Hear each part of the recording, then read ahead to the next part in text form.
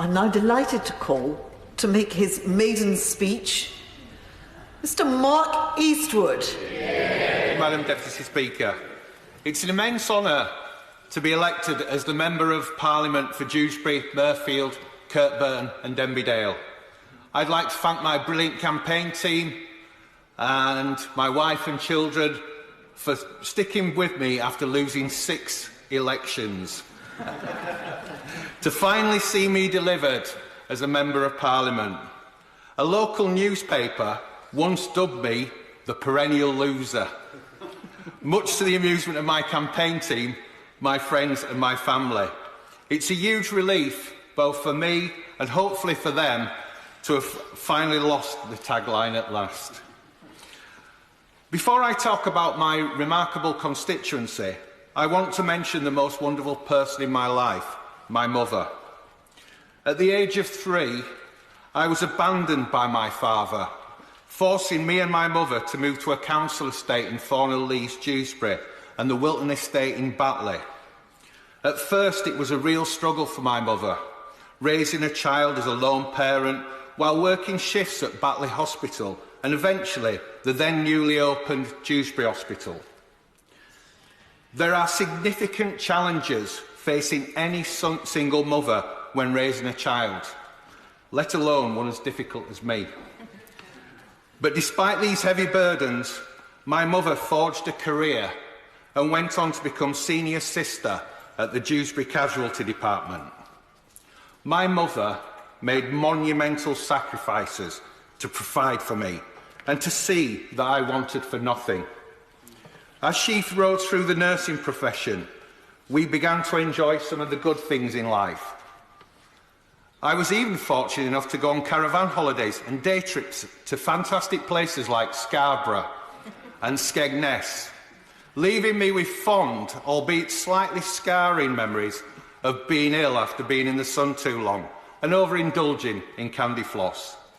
Madam Deputy Speaker, you can never have too much candy floss. Witnessing the dedication, hard work and sacrifice of my mother has ensured that I take nothing for granted.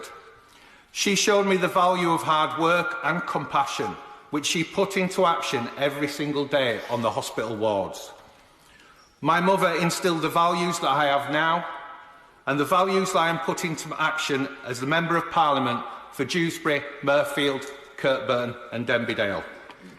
Ultimately, she demonstrated that even in the most difficult circumstances, you can progress to where you want to be in this country. If it wasn't for my mother, I wouldn't be here today. She's my hero. Madam Deputy Speaker, if this were a normal maiden speech, made during normal times, I'd be elaborating on my constituency's rich history and its landmarks, including the towering figure of the Emily Moor mast, which, by the way, is taller than the Shard, the Eiffel Tower, and is twice as tall as Blackpool Tower, in the constituency of my honourable friend, the member for Blackpool South. I'd have been able to turn to my honourable friend and say that mine is truly bigger than yours. However, these are not normal times. Coronavirus has meant that we all have had to adapt to a new way of doing things. I would have liked my mother to be here today, the rest of my family and my amazing team as well. However, this inconvenience pales in comparison to the enormous sacrifices that all our constituents have been asked to make to keep the nation safe and the country ticking. It has been a truly heroic effort. Madam Deputy Speaker, growing up, I had a number of heroes who I looked up to. One of my heroes was Leeds United centre-back Lucas Radebe. Lucas Radebe had a tough upbringing growing up under the despicable apartheid in South Africa, surrounded by violence and racism. But he battled against the odds to reach the top, inspiring young footballers to overcome the barriers in front of them. Lucas Radebe was, and still is, my hero. But after our experience with coronavirus, the definition of hero has grown. We've seen heroes emerge all over the country.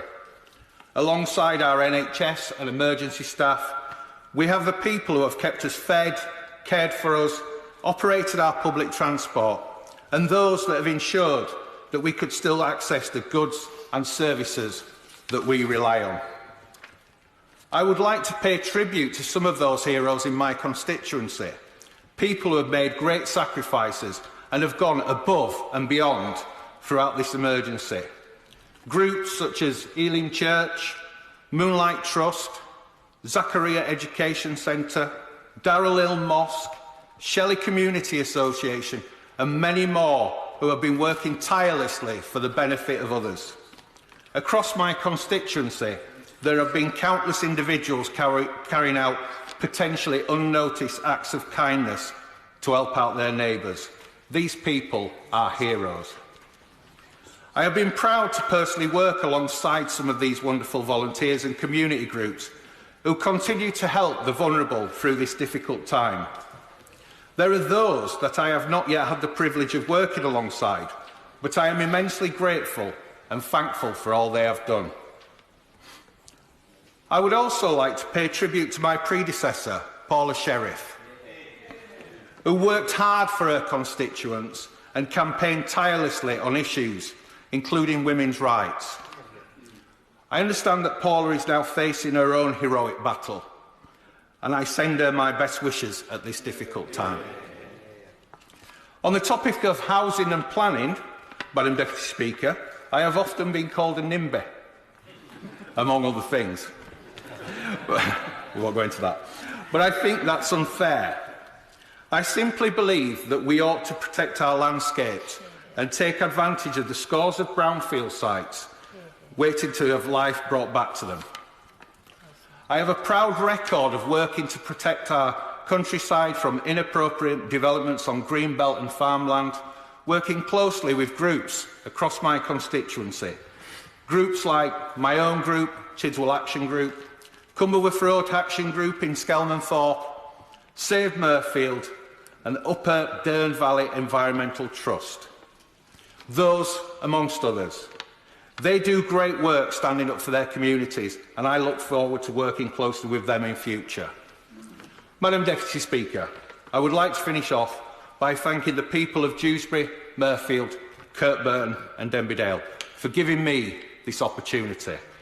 I will not let you down. Thank you.